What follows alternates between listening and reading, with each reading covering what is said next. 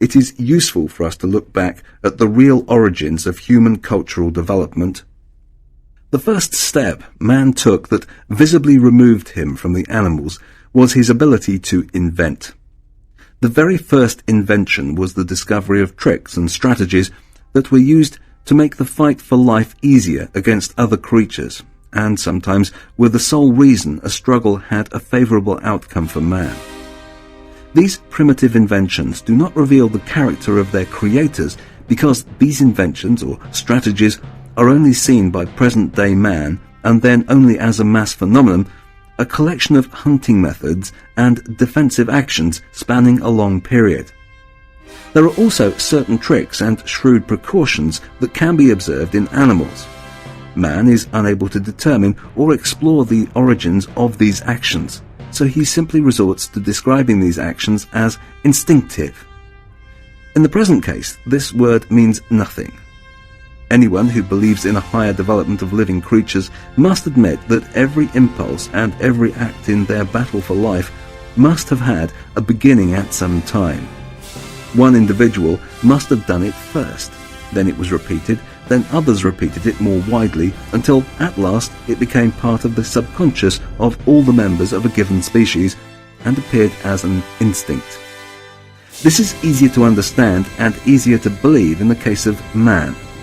Man's first clever steps in the battle to control other animals must surely have been made by members of his own civilization who were particularly gifted.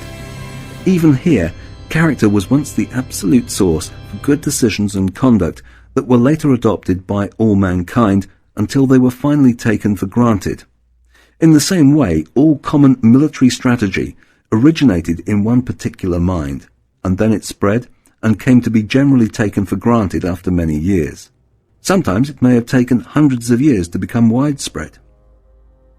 Man supplements his first invention by a second invention. He learns to use other things. He puts objects and even living creatures to work in the struggle to preserve his own existence. This is where the inventive nature of man, as we see it everywhere around us today, begins. We can see from these material inventions that character is a component in such creations more and more clearly. This started with the use of the stone as a weapon, and continued to the domestication of animals, the artificial production of fire by man, and on to the various and admirable inventions of our day, and each of these sprang from the mind of an individual. This becomes clearer as we look at more recent inventions, or if we look at the more significant and decisive inventions of history. We know that everything we see around us in the way of material inventions was produced by the creative energy and ability of individual persons. Fundamentally, all these inventions help raise man higher and higher above the animal world, and they definitely remove him from it. They serve humanity's constant progress in the effort to reach higher levels. Even those things that made life easier, such as a simple trick for the man hunting in the jungle long ago, helps now because it is the basis for brilliant scientific understanding, to make mankind's battle for its present existence easier and to forge the weapons for the struggles of the future. In its ultimate results, all human thinking and invention serve man's fight for life on this planet. This is true even if the so-called practical use of an invention or a discovery or a profound scientific insight into the nature of things may not be immediately obvious. All things together help to raise man more and more above the living creatures around him. They strengthen and consolidate his position so that he expands and becomes the dominant being on earth in every respect. All inventions result from the work of one person. Intentionally or unintentionally, all these persons are great contributors to mankind. Their work later gave tools to millions, even thousands of millions of human beings to make their life struggle easier. From the beginning of present material civilization, we see individual persons as inventors who complement one another, and each builds on the work of the one before.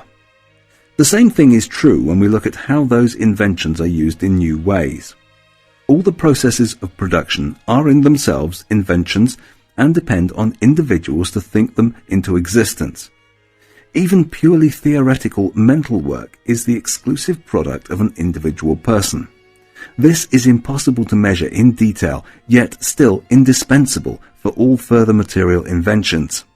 The masses do not invent, and the majority does not organize or think.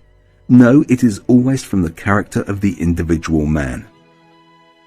A community must be organized so that it assists as much as possible the work of these creative forces and makes good use of them in the community. Whether the invention is material or mental, the most valuable part of the invention is the inventor's character. The first and highest concern of a national organization is to place him in a position where he is most useful to the community. It is the organization's purpose to put this very principle into practice. Only in this way is it released from the curse of mechanization so the community may take on life of its own. It must endeavor to set leaders where they manage the masses and consequently to make sure the masses are led by the leaders. The organization must encourage these leaders to emerge from the masses and to remove all barriers that could possibly interfere with their rise. In doing so, it must follow the principle that the blessings of mankind have never come from the masses, but they have come from the creative minds of the individuals.